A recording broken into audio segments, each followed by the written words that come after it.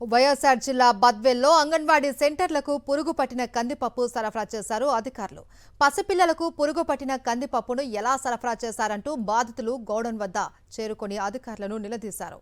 పురుగు పట్టిన కందిపప్పు వెనక్కి తీసుకుని వేరే ప్యాకెట్లు ఇవ్వమని బద్వేల్ మండలం తంగేడుపల్లె గ్రామానికి చెందిన బాధితుడు బాబు అధికారులను అడగగా సరైన సమాధానం చెప్పలేదు అని ఆవేదన వ్యక్తం చేశారు.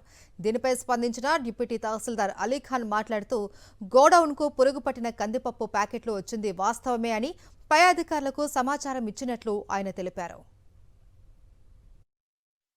ఇప్పుడు బేడలన్నీ చెడిపోయినాయ్యా, చెడిపోయి వీడికి అంగన్వాడీ స్కూల్ కాడికి వచ్చినాము. వచ్చిన తర్వాత ఆయన మనకు రెస్పాన్స్ ఇవ్వాలి కదా, ఇవ్వకుండానే ఆయన బేడలు ముందు గడ్డకెత్తుకోమంటున్నాడు. పిల్లలకి అట్నే చేసి పెడితే ఇబ్బంది కదా, అడిగితే మేము ఇవ్వమంటాను. ఆయన ఏమైనా బేడలు అన్నీ కులిపోయినాయి, అన్నీ పురుగు పట్టినాయి. ఇప్పుడు ఎన్ని ప్యాకెట్లు వచ్చాయి మీకు? మాకు అవి సుమారు 10 ప్యాకెట్లు ఇవ్వాలి. 10 ప్యాకెట్లు ఇవ్వటంలే, ఆయన ఇవ్వమంటాడు.